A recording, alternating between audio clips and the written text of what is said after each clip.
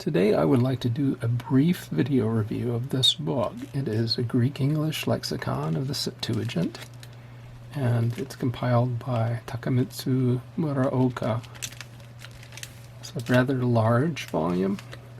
I have it here in a book stack to give you a sense of dimensions. At the bottom is the Hatch and Redpath concordance to the Septuagint, 2nd edition. This is Bernard Taylor's analytical lexicon to the Septuagint. This volume that we'll be looking at today is 11 1/8 inches tall. It's 8 3/16 inches wide, and it is 1.6 inches thick. And here it is compared to volume 1 of the Hendrickson 2-volume Reader's Edition of the Septuagint. So here's a look at the back cover. It is a lexicon covering the entire Septuagint, including the Apocrypha. It has 9,550 headwords, and in 60% of those, all the passages occurring in the Septuagint are either quoted or mentioned. It's not a glossary, it's a fully-fledged lexicon listing translation equivalents. And there's some additional information here at the bottom. It calls itself an indispensable tool. Hopefully the ISBN is in focus there, and you see the publisher is Peters. The page count is in excess of 750 pages, and here you see the layout. Each page has 2 columns of entries. The font here is about 10 points.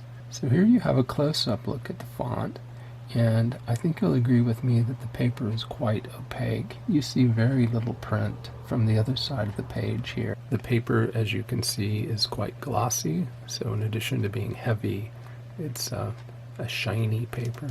And as you can see by looking here in the abbreviations section up front, it is definitely a sewn binding.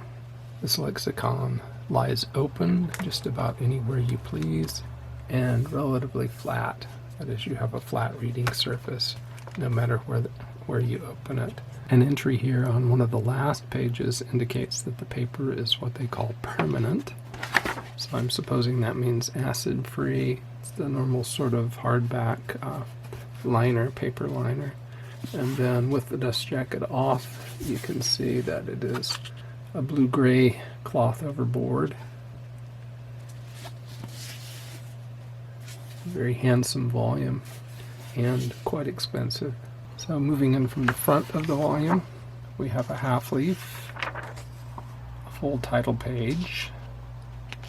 It's 2009. Copyright page says that it's printed in Belgium. Gives the ISBN as well.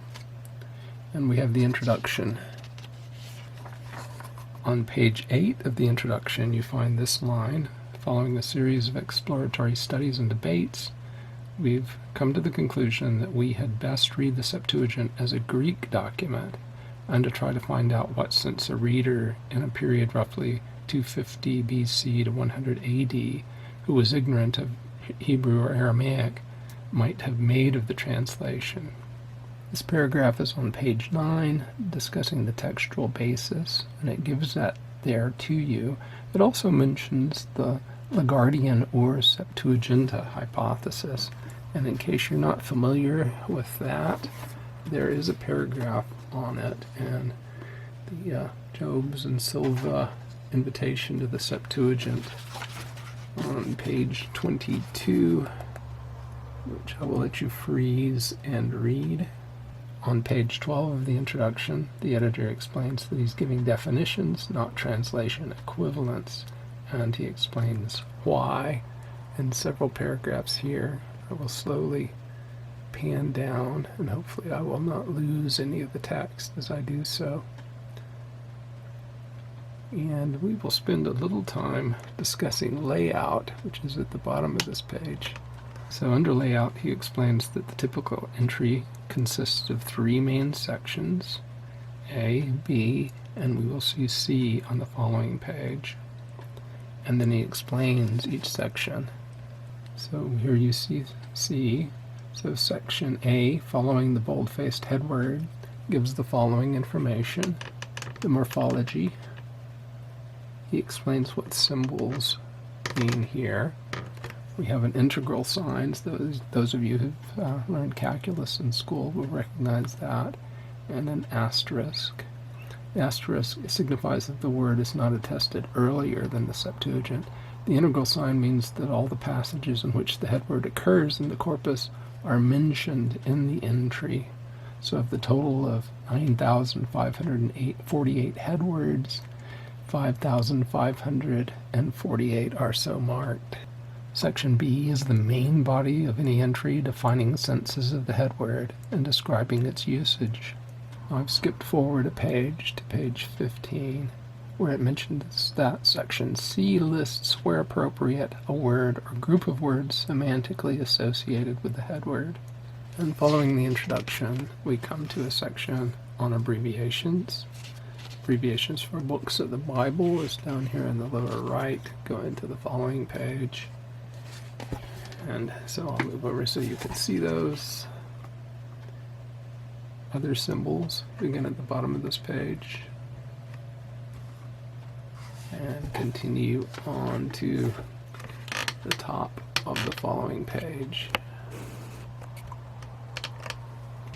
There's then a multi-page bibliography.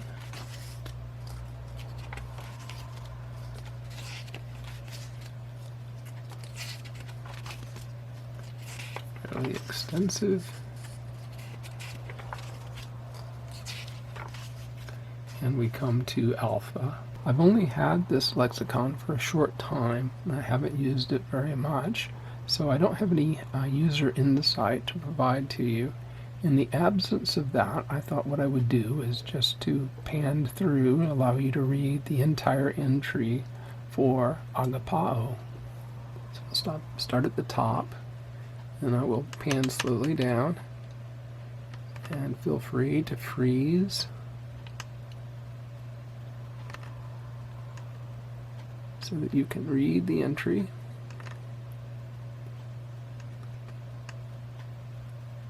Right, so we're at the bottom of that page, and this is the remainder of that entry.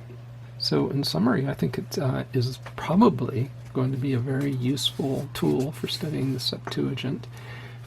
Those of you who've used the Hendrickson Reader's Edition will note that what you have at the bottom of the page here are glosses.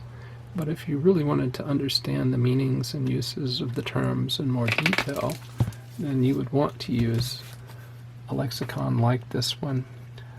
It's very well bound. The paper is excellent. The shininess of the paper doesn't bother me because I'm only going to be reading it for brief periods of time to look at specific entries. It's not like a Bible where I will be holding it open in front of me for lengthy periods of time and where the glare can cause me trouble. And I love the print. I love the font size. This shouldn't be too much of an eye strain. And it is well bound. This is a quality book. I hope this has been useful information to those of you who are interested in reading the Septuagint in the Greek. Thank you very much for watching, and remember, if you like the video, to hit the like button, and if this is the kind of content that you would like to see in the future, please remember to subscribe to the channel. Thanks very much.